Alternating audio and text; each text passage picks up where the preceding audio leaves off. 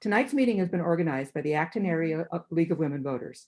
Our league chapter includes members from Acton, Boxborough, Littleton, Maynard, and Stowe. The League of Women Voters is a nonpartisan grassroots organization that supports and opposes issues, but not candidates or political parties. We welcome new members, both men and women. Please see our website to find out more. The Acton Area League of Women Voters is sponsoring 3 speaker panels this quarter. Tonight, January 28th at 7 p.m. is Our Public Health System. On Thursday, Friday, February 25th at 7 p.m. will be Plastic, Recycle, Reuse, Refuse. And on Tuesday, March 10th, at 7 p.m. will be Local Police. These seminars will be conducted via Zoom meetings. They will be recorded and distributed to our local town cable stations. If you are unable to attend any of them via Zoom, we encourage you to look for them on your local cable channel.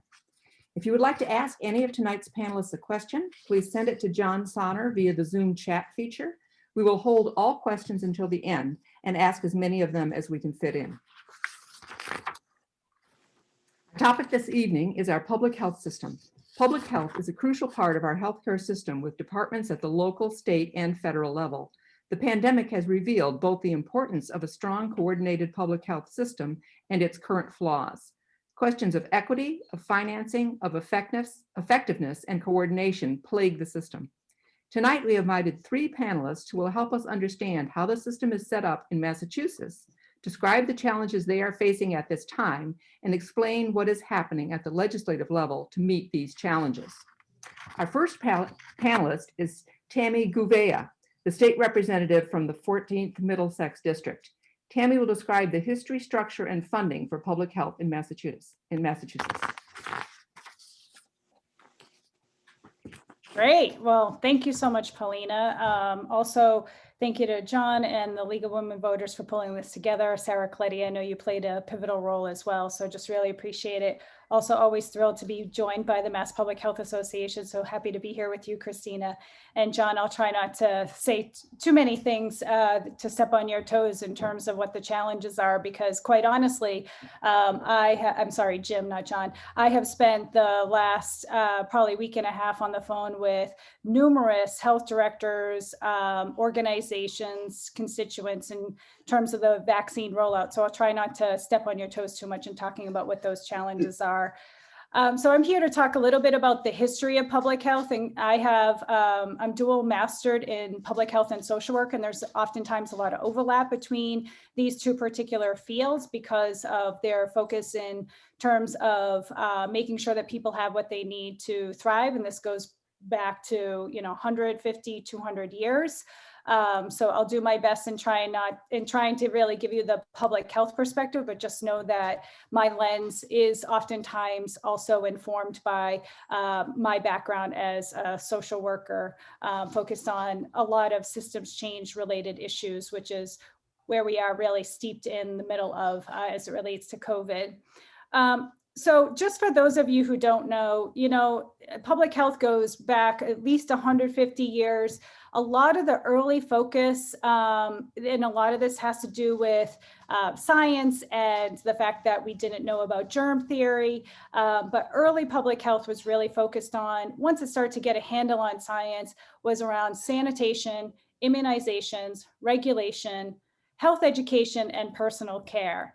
And you can see threads of all of this impacting where we are right now with the coronavirus pandemic in terms of washing your hands, making sure you're wearing masks, making sure that you're taking personal responsibility for not going outside your bubble, not eating with people who are not in your bubble out at restaurants, and then the role that public health plays in terms of health education and pushing these messages out to all of us. So we're really seeing a convergence of where public health really started from as it relates to the coronavirus.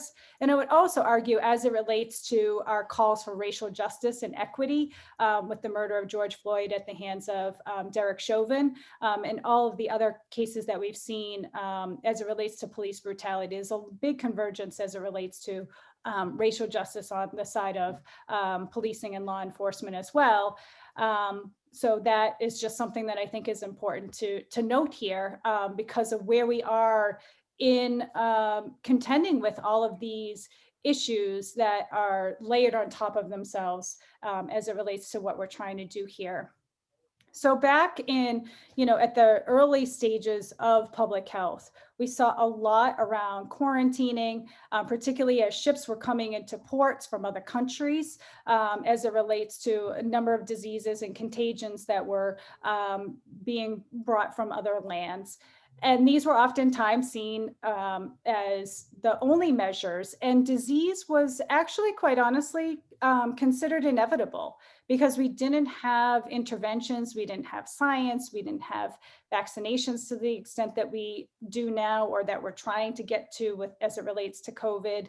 And so for, I think, many of us in the midst of coronavirus, we're seeing some of the measures that we have to take to protect public health as draconian. And we see this particularly in other parts of the country where, you have people showing up with long guns at various state houses. Luckily, we don't have that happening here in Massachusetts, but there are still people who are not always embracing the public health measures that we're taking up here to protect people from public health. And we see this as it relates to smoking interventions and prevention, or when we're trying to get policies passed as it relates to having, too much sugar or trans fats in foods. We're really focused on trying to, in a policymaking environment, trying to make sure that we're protecting and advancing public health, and that we're doing it as equitably as possible. But that does oftentimes butt up against how people perceive individual rights and what their responsibilities are. And we're really seeing that play itself out all across the country. Because, Massachusetts was one of the first colonies, we actually have on the books a lot of documentation around public health really emerging from our state and from the city of Boston in particular. There were early efforts in 1701 documented around trying to isolate smallpox and making sure that people were protected from the exposure to smallpox. Councils were formed, similar to what we're seeing with our boards of health and our healthcare, or our public health institutions, to try to advance knowledge about how people could protect themselves from some of the exposures and disease when it comes to issues around sanitation, proper hygiene, and protection of our food sources. Those were some of the early issues around public health. One thing that I want to point out that I think is really, really important, because I think we still even see this in the mindsets of a lot of people today as it relates to coronavirus, is, a lot of our laws on the books go back to the 1600 English Poor Laws. And we have really moralized public health interventions in a lot of ways. Oftentimes in earlier centuries, disease was seen as a plight of low-income people and people who were immoral. And what I see in my role as a legislator, as a public health champion, is that oftentimes people in higher incomes, in our predominantly white suburbs, we do have people who have the mindset that, well, I'm not going to get coronavirus because for some reason I feel like I'm special, or we can have a captain's practice with 13 kids and it's fine, or we can have sleepovers because we're not going to get exposed. We're smart enough to protect ourselves. And, I think it's really important as we're thinking about coronavirus and thinking about the history of public health, thinking about the history of our policy making as it relates to protecting and advancing health, that we're also just sort of pushing ourselves to contend with some of these biases that we have carried over generations. Because when I'm talking to local boards of health and health directors, they're talking to me and to other legislators about the fatigue around mask wearing, the fatigue that people feel around social distancing, and the frustration with the vaccine rollout. And a lot of this it's just kind of converging with what some of our cultural barriers are as it relates to thinking about how do we protect ourselves from exposure to various diseases. But, coronavirus is one of them. We also do see similarities in people thinking that, they're immune from contracting HIV/AIDS. And so we see people who are not always engaging in safe sex practices. We see this with people who might drink too much because and then maybe get behind the wheel because they think that they're not going to get caught. So these mindsets really are to our detriment, and they go way back in history to how we approach policymaking as it relates to public health. In the 19th century, we started to see some more policies around sanitation. You may or may not know this, but Paul Revere was actually our first public health. I always get confused if he was our first commissioner or our first president of a board of health, but Boston was the first board of health that existed in the whole entire country. And I think that's something for all of you to know and to be proud of, and to understand that, you know, Paul Revere had a hand in that.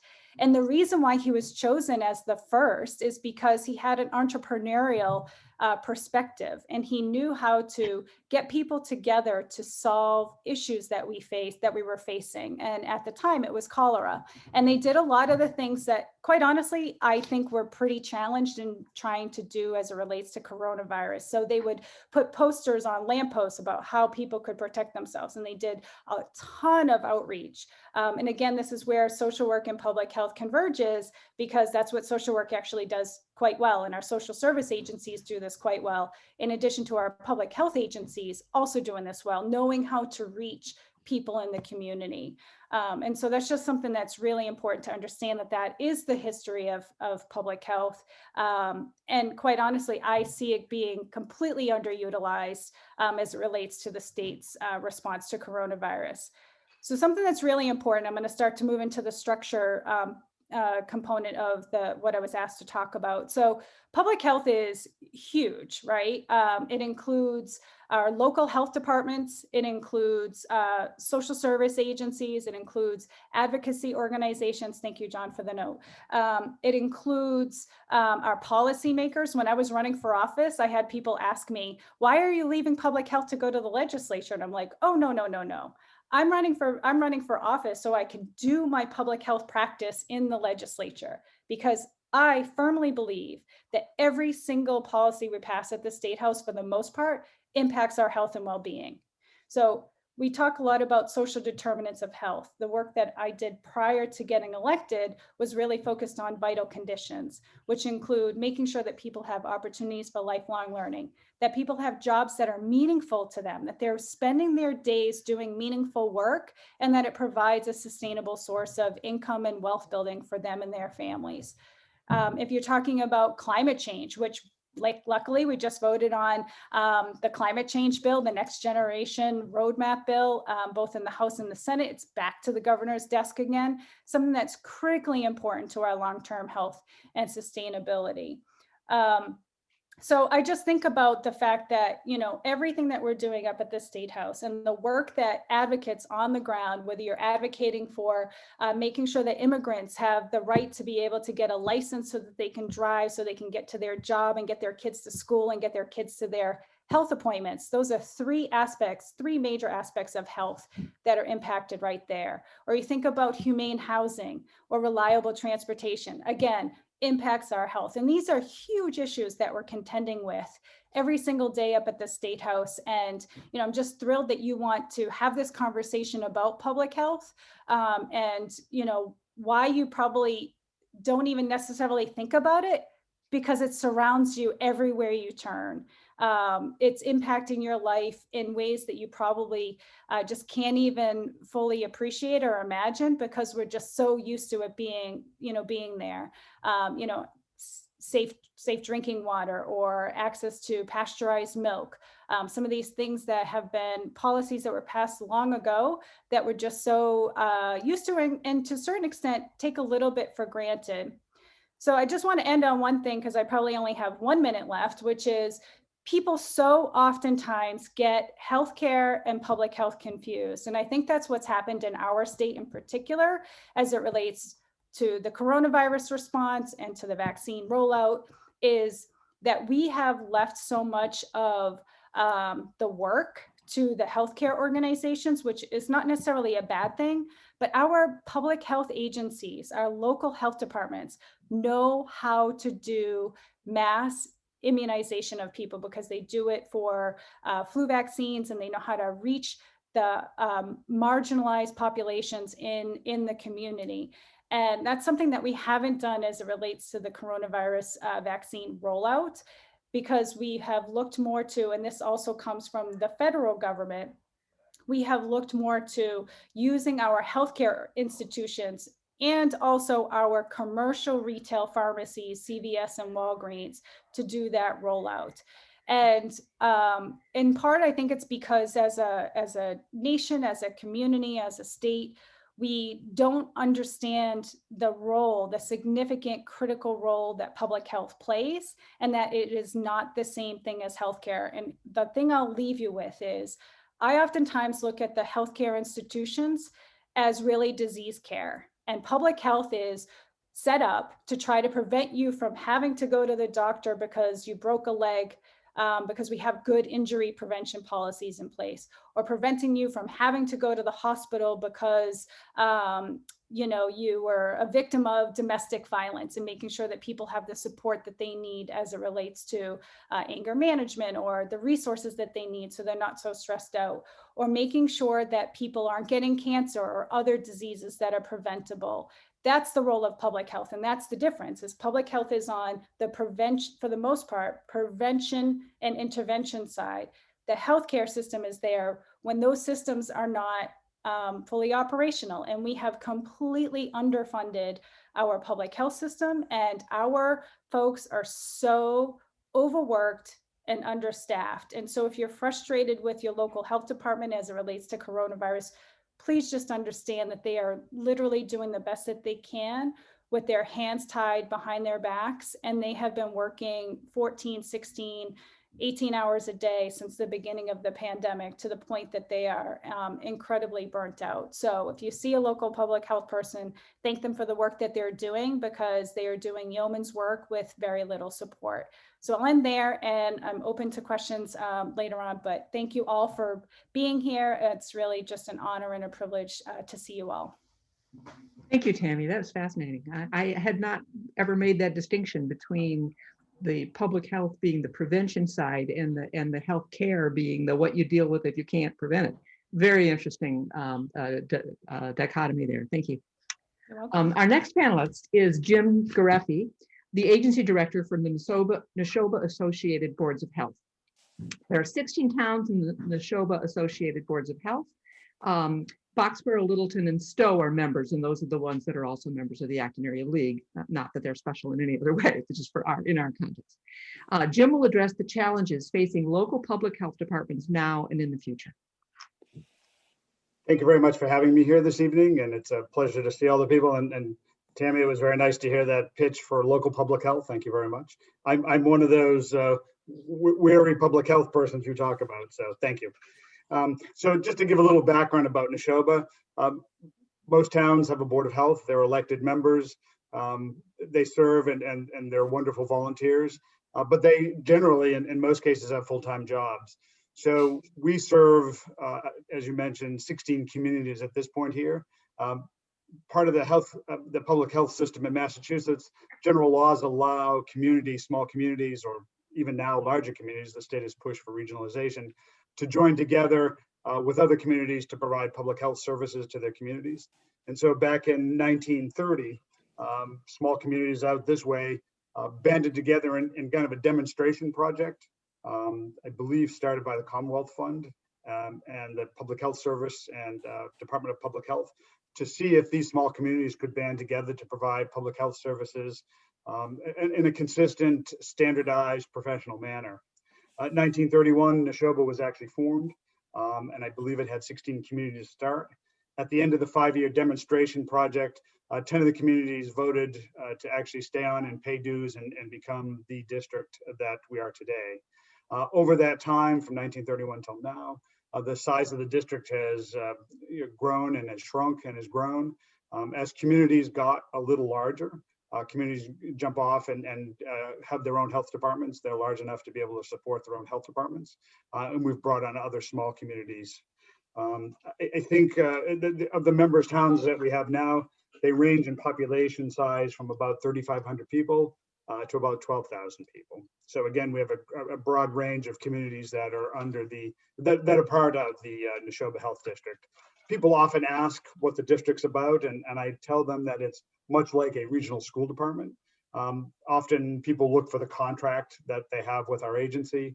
It's really more that they're a member of a health district under that general law. Our role primarily is to provide public health nursing services to the communities that we serve.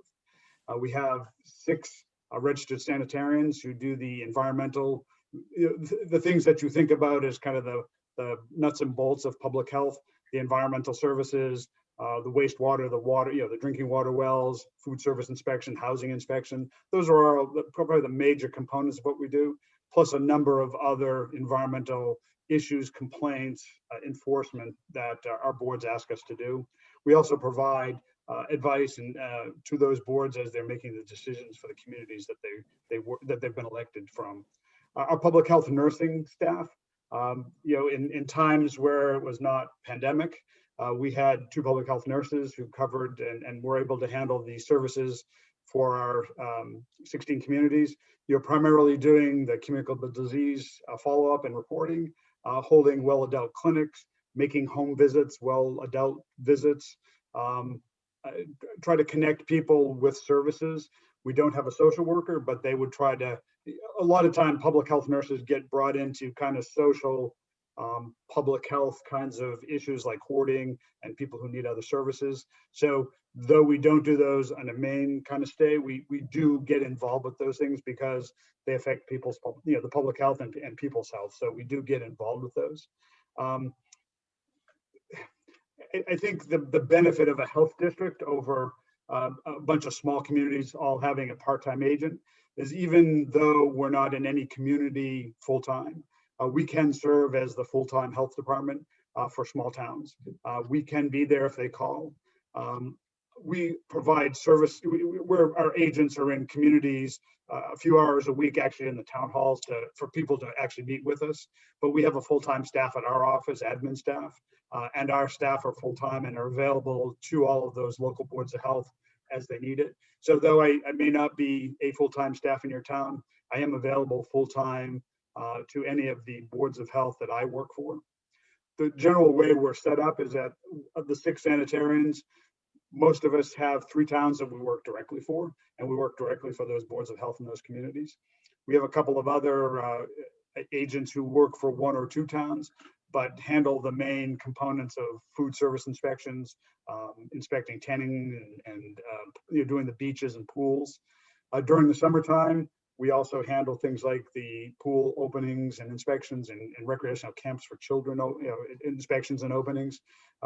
We also do the bathing beach licensing, and for our town beaches and those beaches that contract with us, we actually do the beach sampling on a weekly basis so that those public beaches are sampled. You mentioned in the opening, what you wanted me to talk about, what are the benefits and challenges of this? I think the benefits of a health district is that we've been able to pull together a qualified staff. And so if one of us leaves, one of us is on vacation, there's staff to cover for the other communities. When we've had to hire somebody, the benefit of that qualified staff is we can mentor in-house so that we make sure that that person who's going out to work in the field has the skills that they need to do that. The last couple of agents that we've hired, we've almost done an apprenticeship program for the first year that they're here to make sure that they have the skills they need to pass the registered sanitarians exam so they can become an RS. Some of the challenges that we faced, having this pandemic come on us all of a sudden, the tremendous increase in work. Our staff size, except for our public health nurses, hasn't really changed. In the springtime, when we had the first kind of spurt of COVID cases, at one time we had 9 full and part-time nurses handling contact tracing and the other issues that go along, questions and direction to schools and businesses for how to handle situations that we're handling. The sanitarian staff has stayed the same, and primarily we've been out responding to the numerous complaints, violations, education to businesses and to individuals on the ever-changing COVID requirements, standards that are put up there.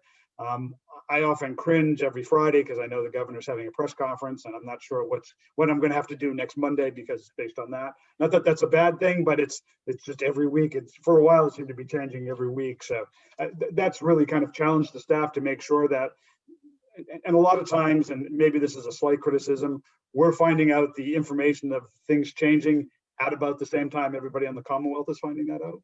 And so that I've had situations where I've got off listening to the press conference, had people call me, and that's like, can I give you a call in about an hour so I can read what the governor stated and get back to you with an answer? So that's been some of the challenges in COVID. Other challenges, again, with the changing guidances, the funding mechanism for a health district, at least our health district, we're about a third of our funding comes from assessments to the communities that we work for. And the other 2/3 come from fees for the services, things like food service restaurants, permits for other activities that we take care of. So that's makes it difficult to kind of plan a budget each year based on fees, but we seem to be able to do it at least for the past 20, 25 years that I've been here. So crisis situations, as we've seen here with the pandemic, have really challenged, try to find a nurse to hire to do contact tracing. We've recently hired one, and we're so thankful that we were able to get them. We had been borrowing nurses from our visiting nursing association, whose business dipped during the very beginning of the pandemic, kind of in response to hospitals shutting down to elective surgeries. So we've benefited from having those nurses early on. Fortunately, we've gotten some other nurses that have retired from our agency to come back and help us out. So those are some of the challenges with the way we're set up. I hope that covers what it is you were looking to have covered. All right, thank you very much. This is very interesting. I know almost nothing about the way that the public health departments work. And Acton, of course, has its own public health department, so I really know very little about Nashoba, but it certainly does seem that regionalization is there are obvious benefits to regionalization. That it seems like Massachusetts has a tendency to have every town do everything all by itself. And having lived in other places, it seems a little odd to me. Regionalization seems like such an obvious answer. So thank you. And so one of the things I might add to this is, probably back in the 90s, there was a push to start to regionalize even some of the larger communities so they could share some of those services. So there are a number of health districts in the state, and all of them are slightly different than one another, how they share services. Some all have their own health agents for their communities, but they share certain services, or they combine certain services so they have those services for their community. So districts have gotten creative in how to try to handle the challenges of public health. Are there no, I have questions. I'll hold them like everybody else. Our final panelist, thank you very much, Jim. That was very interesting. Thank you. Our final panelist is Kristina Kamani, who is the Associate Policy Director for the Massachusetts Public Health Association. She's the staff lead for the SAFI 2.0 coalition, and I'm sorry, but I do not know if that's the correct pronunciation for that legislation. Kristina will present an overview of the SAFI 2.0 Act, which is intended to accelerate equity and effectiveness of our local and regional public health system. Great, thanks, Paulina. And I think everyone has queued this up so nicely. So thanks, Jim. Jim and I have been on probably more than weekly calls together, but I don't know that I've seen your face. So nice to see you. You too, And good to see you as well, Representative. So before I talk about, and it's safe, we want everyone to be safe in public health. So it is SAPHE for the acronym, but SAFE is how it is pronounced, the SAFE Act. But you're not the first person to call it SAFI, and you will not be the last. I just want to, before I jump into talking about the bill, and I have a couple slides and visuals, which I think will help you follow along.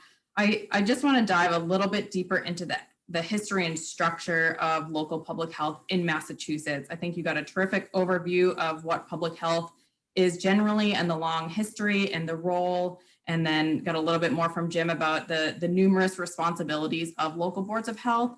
But I want to make sure that before I talk about this bill and convince you why we need this change, you have a better understanding of the horrible infrastructure that we currently have in Massachusetts. So I'm sure everyone is familiar. In Massachusetts, we pride ourselves on being unique, and we certainly are when it comes to our local public health system. So much like many other services, we have 351 individual boards of health in Massachusetts, which is more than any other state in the entire country. And I think, one of the many things that we have learned during COVID is that diseases do not respect municipal borders. And so we are only as strong as our weakest health department when it comes to disease prevention. You can have a terrific health department that is making all strides in one community, but if the community next door doesn't have that infrastructure, it really doesn't matter. And so we found that there's just huge inefficiencies and ineffectiveness with having so many individual boards of health, and there's huge inequities that come with that as well. Whether it's that some smaller communities can't afford to have any full-time staff. Jim let you know that, boards of health members are usually volunteers. Some communities in Massachusetts don't even have any public health staff people. Some do, and they just pay them a few hours a week, which is really inadequate and puts the entire population at risk.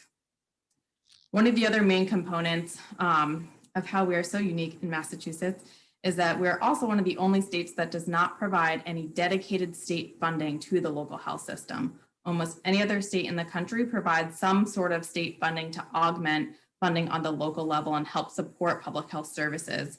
But we do not do that in Massachusetts. And so that's another huge barrier. We're left up to the decisions for each municipality to decide how to prioritize public health funding in their community. And that again, just exacerbates the inequities and the ineffectiveness of our system.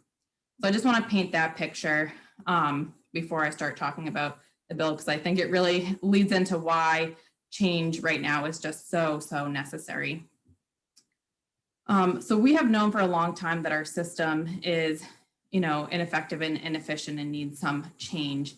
From 2016 to 2018, there was a special commission convened, a special commission on local and regional public health. This had a wide variety of stakeholders, some from multiple offices within the administration, as well as community stakeholders. And they came out with a final report in 2018 that outlined all of the major issues with our current local health system, and also a set of concrete recommendations. So my organization, the Massachusetts Public Health Association, we do public policy for the state, right? So we focus on policies that are going to keep people healthy, that are going to improve our systems and help to combat inequities and racial inequities within the state. So we participated in this process. And once there was a set of recommendations, worked with some legislative leaders to file legislation, which was the first SAFE bill. So I'm talking about SAFE 2.0. So of course, you want to know what happened with SAFE 1.0. We were actually successful in getting SAFE 1.0 passed this last spring at the very beginning of the pandemic, which was really an incredible feat, given all the work that was done in the commission just a couple years earlier. It was very quick speed to be able to work that through the system. And I'm going to severely oversimplify this because I want to dig into this new bill and not talk about the one that already passed. SAFE 1.0 was filed and passed really before the coronavirus pandemic, and it accomplished, what it could accomplish in that political climate. And really what that bill did was incentivize communities to share services. It created a grant program that would incentivize communities to improve the structure to meet a set of minimum standards. And that was really a huge step for the Commonwealth when it came to public health. But I think as we've all seen during this pandemic, incentivizing communities to provide public health services is really just not enough at this point in time. We need to ensure that every community and every community resident has access to essential public health protections. And that's really what SAFE 2.0 is trying to do, is ensure that every community is going to provide public health services. So let me just share my screen to talk a little bit about SAFE 2.0. Paulina, can you give me a nod if you can see the screen? Good. Okay, great. Thank you. So SAFE 2.0 stands for the Statewide Accelerated Public Health for Every Community, and it has 4 major components. So the first component is ensuring minimum public health standards for every community. Currently, not every community is meeting their statutory and regulatory obligations. There are a lot of responsibilities of boards of health, and as you know, not all of them have staff, and there's just huge variability among what services are being provided within communities. And so we are not shooting for the stars with this. We really just want to make sure that every community is brought up to a certain baseline where they are consistently meeting their current regulatory and statutory obligations to protect the public's health. We also want to ensure that there is a well-educated and credentialed workforce. We don't have any current credentialing requirements or standards for our public health workforce. And we want to ensure that there's something in place that says we want highly educated and credentialed staff who are performing these services to protect the public's health. In that special commission report, there's a terrific outline for recommendations for the different credentials. You heard one already talked about by Jim, the registered sanitarian who does all the different inspections. And so we want to make sure with all the different positions that we have credentialed staff. The second component is that we really want to increase capacity and effectiveness by incentivizing cross-jurisdictional sharing. So you are all very fortunate. You seem to be in a terrific health district already, but not every community is so fortunate. We only have 15 health districts in the state of varying sizes and capacity, and actually 2 in the last year have disbanded. So we're going down on the number of health districts that we currently have, which leaves, I think, over 200 some odd municipalities that are just standalone, not included in any health district. So what we envision with this is to incentivize communities to start sharing services. We don't dictate how that can be done within this bill. We leave it up to communities to choose and decide what works best for them. Jim talked about a couple different models where some communities will share some services, some create a really comprehensive health district, which almost serves like one big health department for numerous towns, much like you would see in other states who typically have county health departments. So we want to just make sure that we're really being more efficient and effective with our system. There's no need to be doing these tasks and having, the same staff person hired 351 times over. The third component is around data collection and reporting. We currently have no uniform data collection and reporting system at the state level. I hear anecdotal stories from my local public health friends about how they report to DPH on SurveyMonkey and they send them a PDF about something else, an Excel spreadsheet about something else. And so we really don't have good data about how our local public health system is reporting. We can't tell you how many restaurant inspections are done a year. Are all the boards of health meeting the number of 2 inspections per year that are required? How many housing inspections are being completed? And so this bill would help to set up a uniform reporting system so every board of health will report the same information, will be sent to DPH to analyze and report back out to the public so we can really see what's happening in our communities. And the last component, which of course is extremely important, is establishing a sustainable funding mechanism to support local boards of health and health departments. Like I said, we're one of the only states in the country where we don't have a dedicated source of funding from the state. So each budget is left up to the local municipality and local politics and how they want to prioritize public health. And so that really needs to change. If we want to ensure that everyone is getting the essential protections they need, we need to have some funding from the state that is put out on an annual basis, and that's sustainable funding to support public health needs. So, let's go to the next slide. So I help to coordinate, getting a chat. Is this my time? Great. Thank you very much, John. I coordinate a pretty large coalition that supports this. So our 3 lead sponsors in the legislature are Senator Joe Comerford, Rep. Hannah Kane, and Vice Chair Denise Garlick are the leads on this bill. And I help to coordinate a coalition of numerous partners. You can see some of the chairs here. So we, it's a pretty widespread coalition of both local public health folks, municipal leadership, and other social service public health organizations who are interested in this reform because it really does impact every community in the state. Okay, so this is the coalition. There's a lot of different ways if you're interested in getting involved.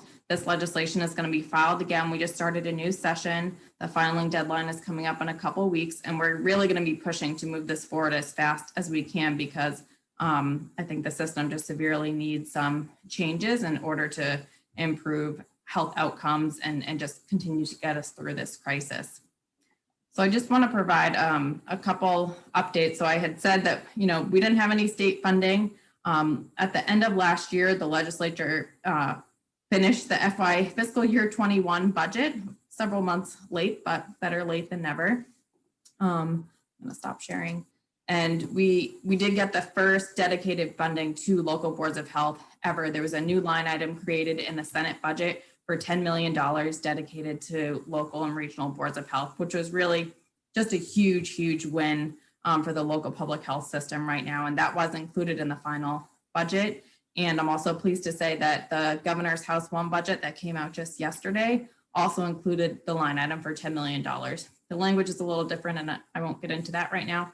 But we're very excited to see that at least initial down payment to support our local public health system. We'll continue to keep advocating for additional funding, and then also the passage of this bill so we can start to reform the infrastructure of local health in Massachusetts.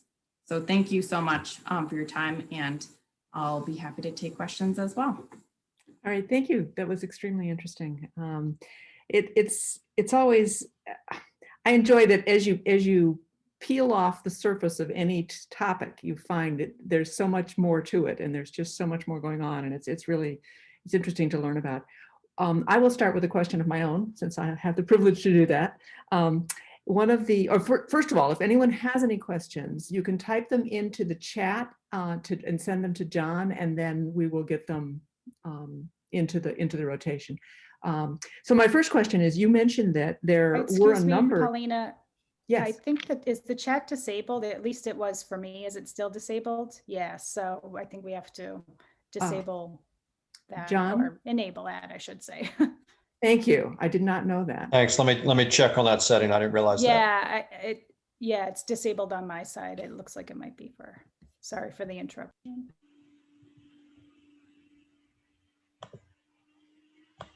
Well, while he's working on that, I'll ask my question.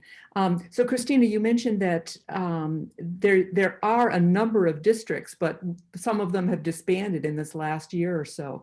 Can you explain why they're disbanding? What are the issues that are causing them to make that decision? Yeah, that's a really good question. I think I'll maybe talk about two different factors. So one is that I think the state, really doesn't prioritize and incentivize in any real meaningful way right now, regionalization or forming these health districts, right? So there's no incentive for communities to do so unless they so choose. And then a lot of what it comes down to just on the ground is local politics and relationships. So a couple of the districts that have disbanded only consisted of 2 communities. And so if you have one community that just decides, you know what, I don't want to do this anymore, then suddenly you no longer have a health district. So I think, really encouraging more than 2 communities to come together and really formalize that relationship. And I think, putting it into policy as well. So it can't just be changed because of new staff coming in or new select board members or board of health members who, decide they don't like someone in another town, real local politics stuff. And then suddenly you no longer have a health district. So that it really has been a lot of local politics. I'm sure you can imagine relationships being strained during this very stressful year. But it also doesn't help that there's no incentive, for forming these districts. There's no funding coming to it.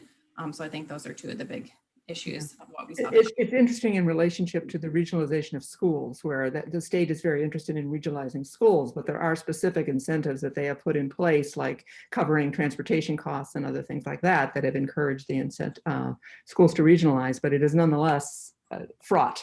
It's a fraught discussion, especially with schools where people really want to have control of their own schools. All right, so I will start reading some of the questions that we've received, and then we'll just take them as you send them in.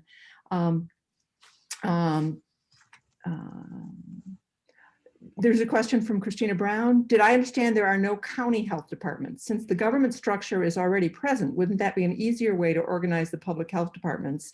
And who do the local towns report to?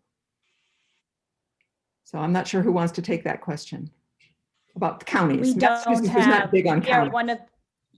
we are one of the few states that the only use, except for the Cape, and Kristina and Jim, if you see it differently, please chime in. But my experience is that for the most part, the whole state does not use counties except for sheriffs. The exceptions are in the Berkshire area. I think they do a pretty good job kind of operating like it does in other states, and then definitely the Cape. My perception is that they really operate kind of akin to what a county health system would operate like. So again, it's our rural areas of the state that operate more like a county health system and not the suburban gateway city type areas. I see head nods, so I'm yeah. It's just parochialism. I mean, Massachusetts is a very parochial kind of state, has been since its inception. I mean, it's steeped in culture and I would say probably religion to a certain extent as well. And so I think there's some long-standing history that impacts the ways that we approach structure and problem solving. But I would love to hear if others see it differently. So I guess maybe to address the who do we report to kind of thing. In most cases, the boards of health in the communities are charged with enforcing the state environmental and sanitary codes in the state. And if they don't, there are provisions in those regulations. So let's say a board doesn't do food inspection or doesn't do housing inspections. There are some provisions in some of the regulations for the state to step in and do that. But the state doesn't really have the resources to go out and do that in all of the different communities. So it really is incumbent on the local communities to do that work and to try to do that work in accordance with those regulations. And I'll just add onto that. And so both the state doesn't step in because they don't have the resources, but also there's no like stick, right? There's no carrot incentive to be doing this because there's no funding from the state, but there's also no punishment if you do not meet, your responsibilities as a board of health. Except for potentially people getting sick. That is very disturbing. All right, another question. Historically, public health has been chronically underfunded in this country. The CARES Act and other stimulus monies have helped in handling the pandemic. Today, the governor's budget targets public health with an infusion of more funds for several areas. How can we as public health professionals, legislators, concerned citizens, advocacy groups help sustain this financial support in the future?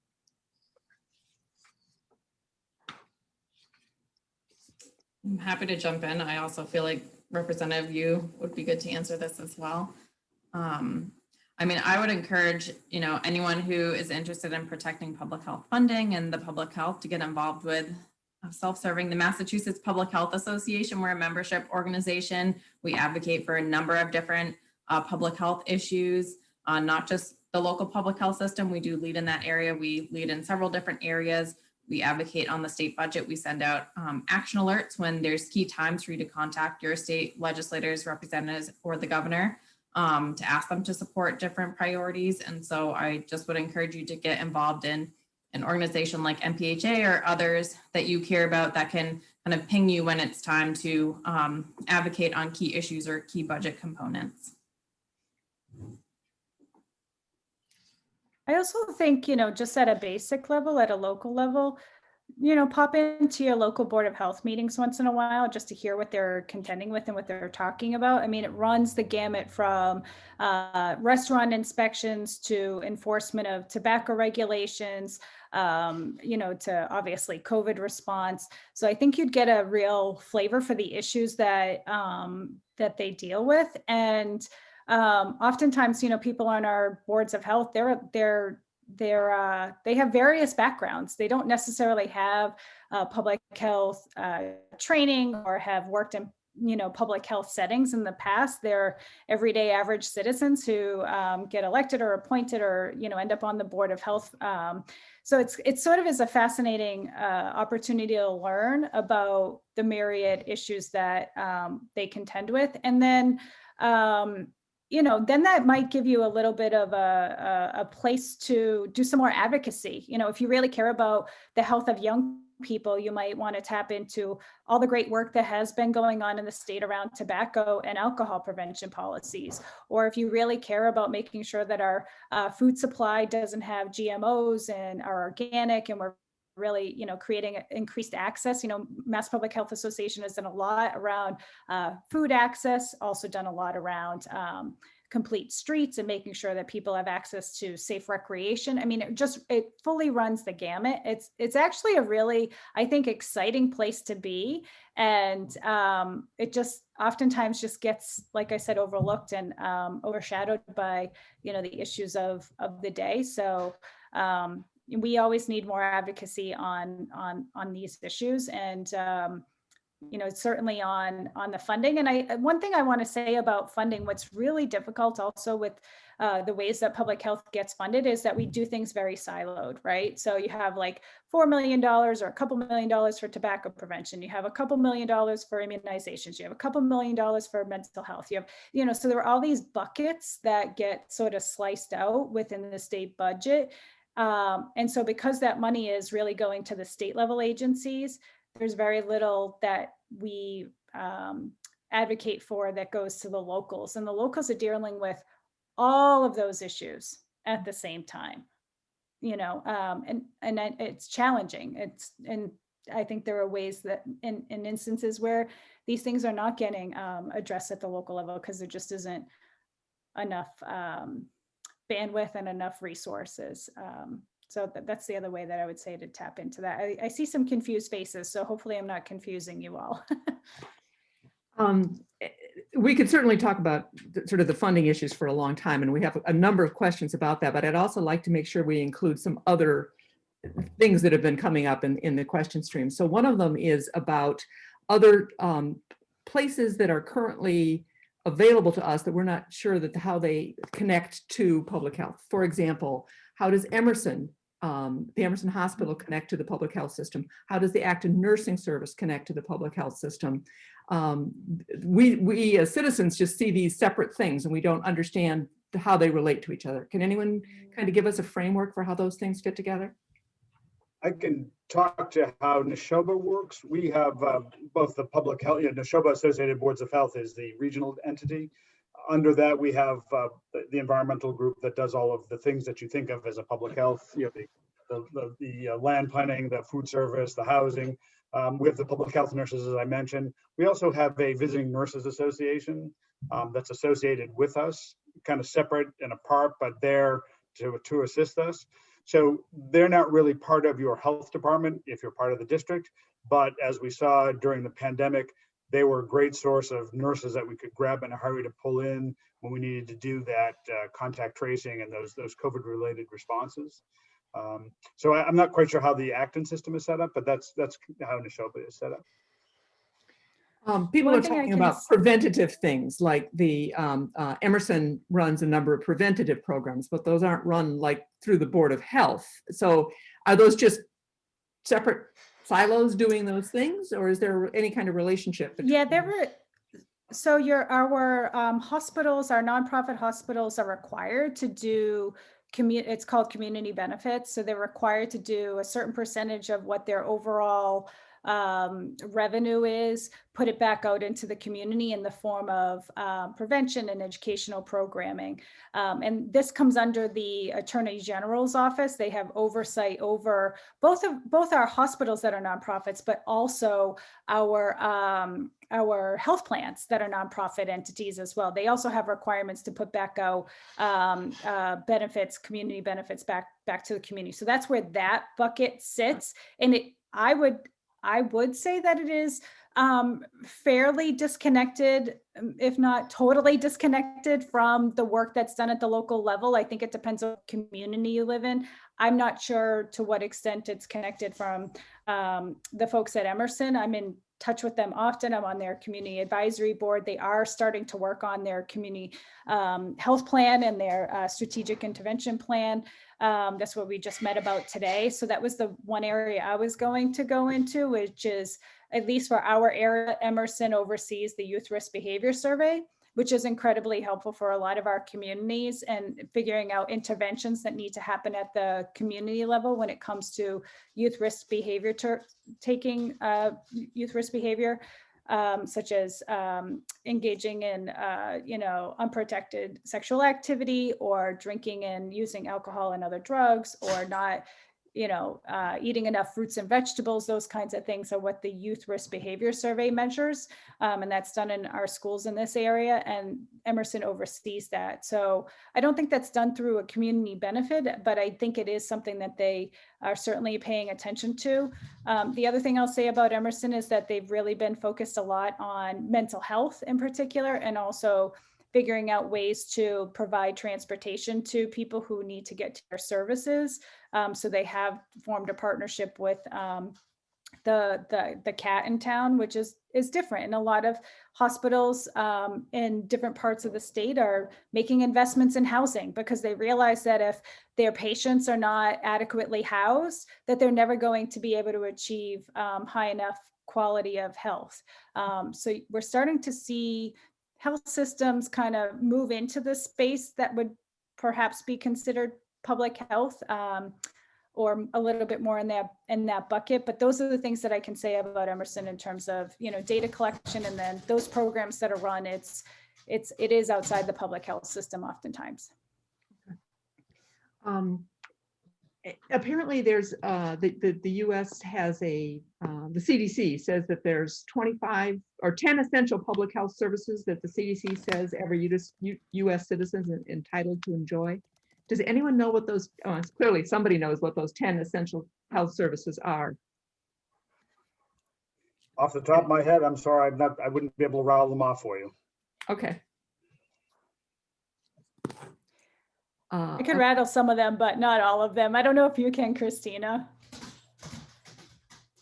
I'm Googling. Yeah.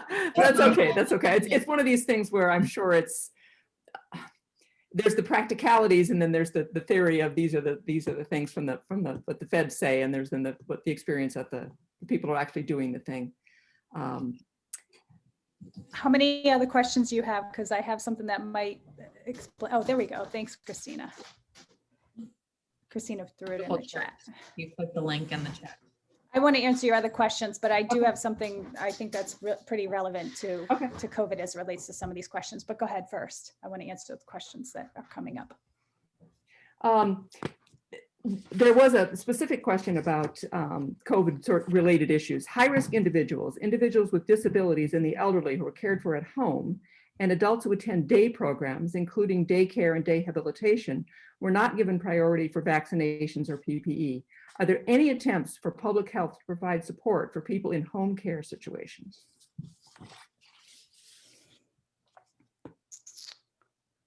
So I'll start, because this is, I don't want to say a source of frustration, but a source of challenge for us.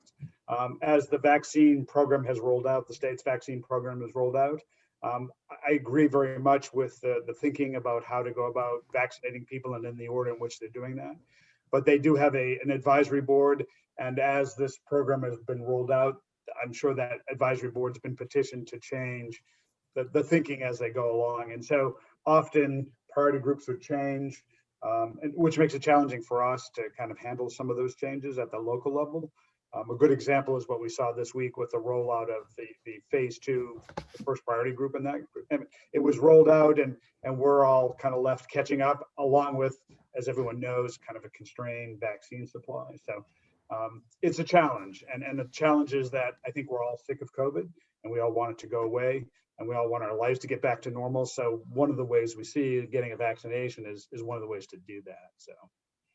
In that same vein, there have been a number of questions about information flow, and why is it so hard to find out where you can get a vaccine within 25 miles of where you live, when you can get a vaccine, what the rules are, what the processes are. There's an awful lot of frustration, people who really want to get vaccinated, and people who are even on the list where it's appropriate for them to get a vaccination, and that they're having tremendous difficulty even understanding, even if the thing is, we don't have it, you can't do it for 2 weeks, we're not ready yet, or whatever, but some information. And so it's very fragmented information, and a lot of people are very frustrated by that.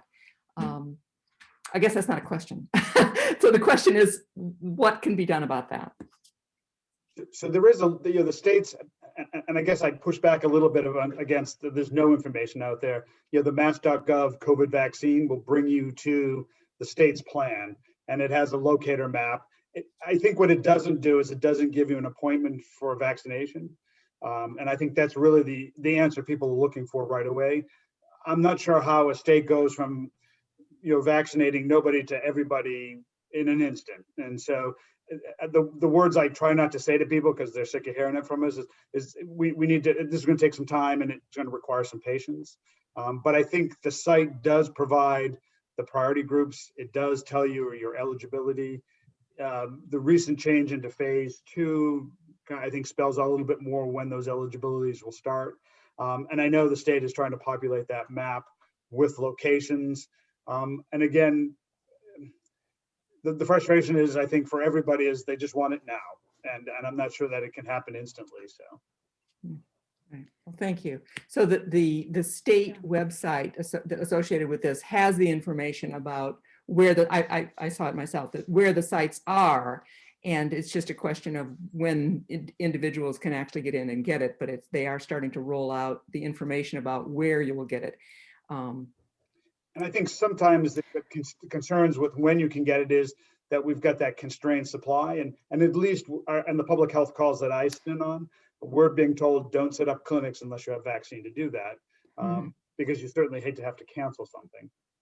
Sure. So where I kind of divert a little bit, I think you're being very generous, Jim, to be honest, which is nice. I wish that there was from the state level, and because I'm literally, while we're sitting here, I'm getting emails from, I got probably about 10 emails from constituents who are really frustrated with the system. I think that the messaging is not clear enough from on high about what the challenges really are. And I think, you all are, like, the general public is finding out information about what's happening with the plans at the same time that the legislature is finding out, at the same time that local boards of health directors are finding out.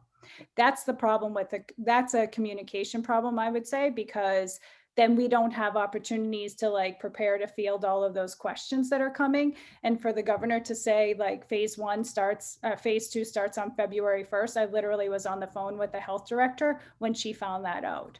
And she's like, you've got to be kidding me. And didn't even know where vaccine was going to be coming from or how much vaccine was coming. So please just know that there are only 100 doses per board of health per week for, I wouldn't say the foreseeable future, but for a little while. We're only getting 86,000 doses per week to our state. This has to do with the national issue.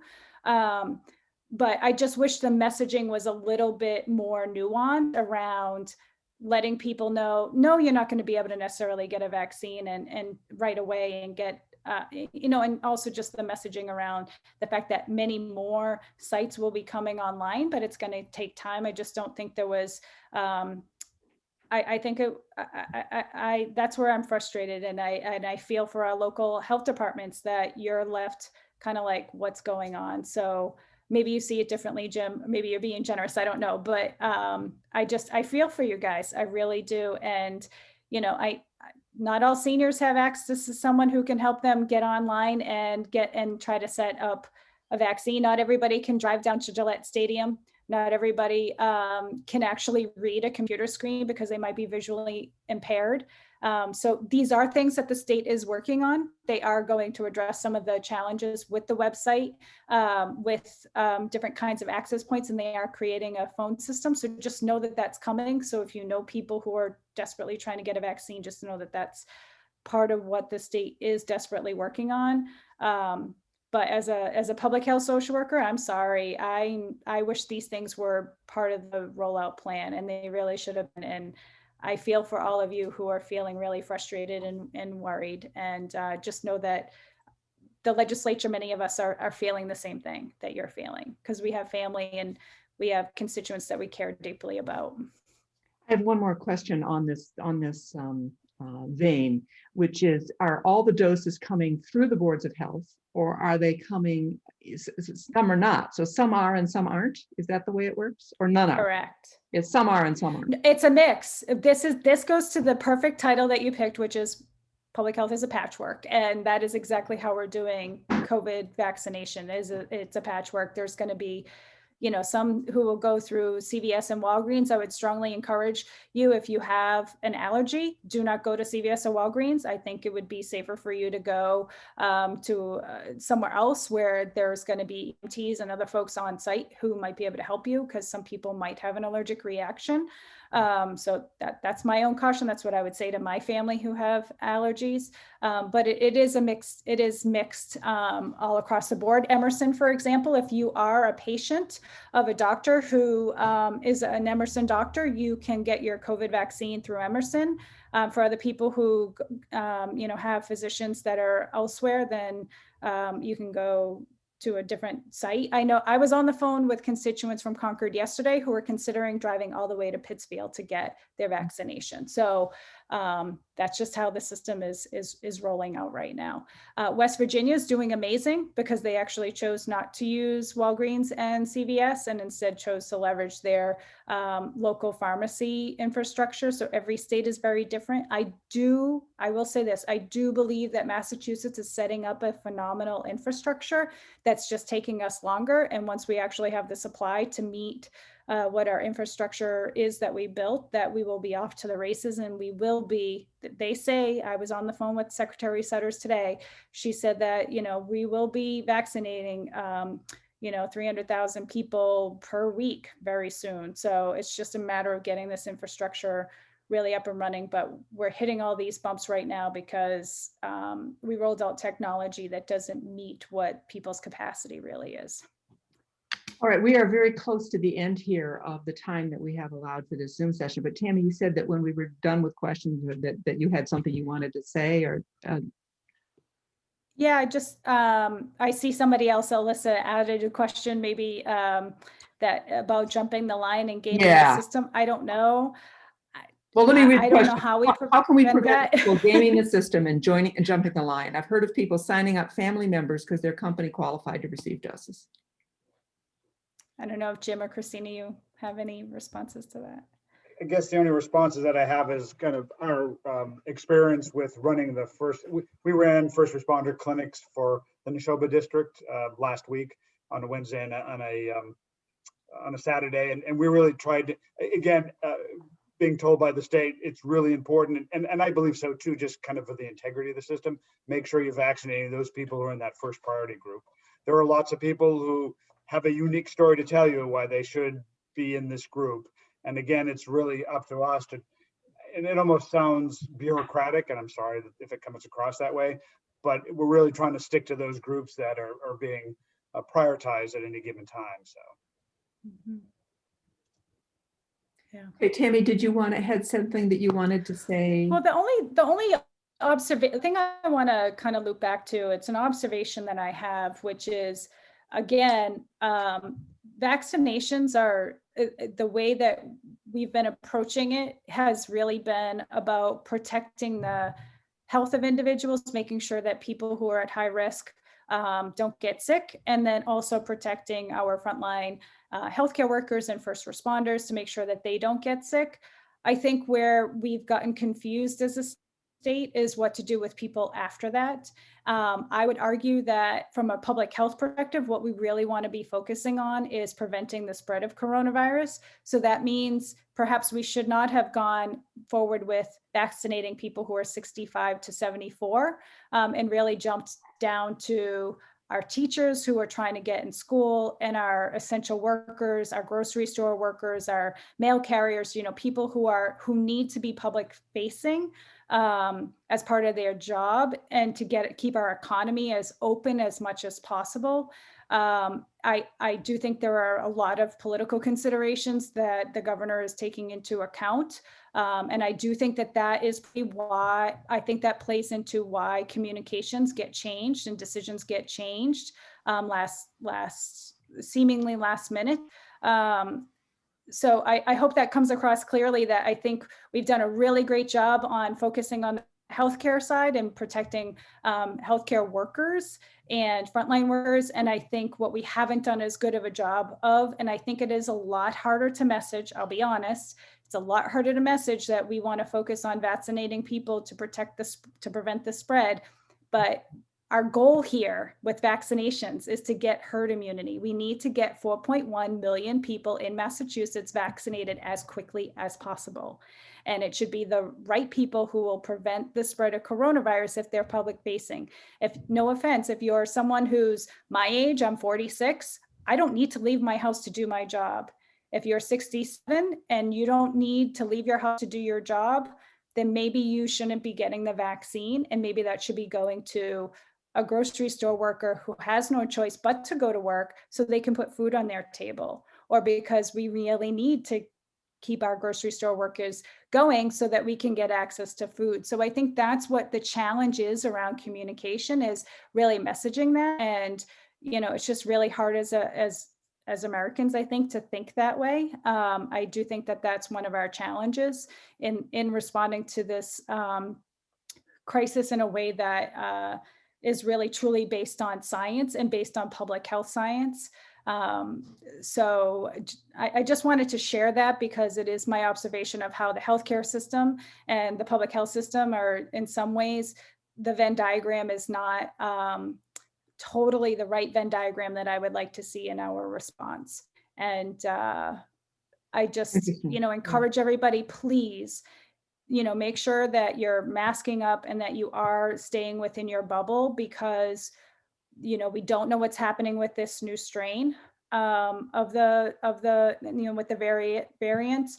And as the virus has time to mutate while we're waiting to get people vaccinated, we don't know what that means. So just, you know, continue to remain vigilant. I know we're all incredibly tired of this. I have a 16-year-old, a 19-year-old, and an 18-year-old at home. They are like going bananas, not being able to do things that they would normally like to be able to do.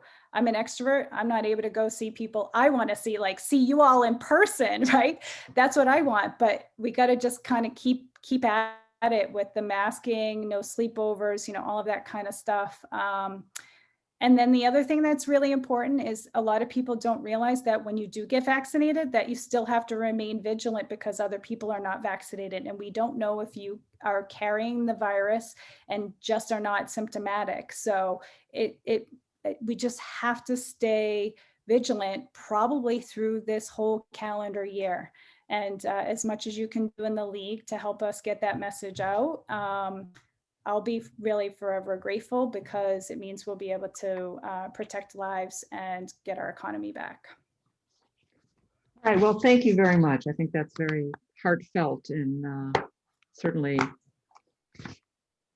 spring is coming. Spring is coming. Things will get better. But Spring is coming. Yes, Paulina, that's great. Yeah.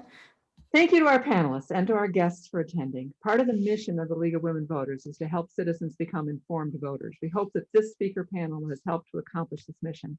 For more info about the Acton League of Women Voters, we encourage you to check our website, lwv-aa.org. Thank you all for attending. I hope you all stay healthy, stay masked, get vaccinated when you can, and thank you to the public health services who are helping us all get there. Thank you. Good night.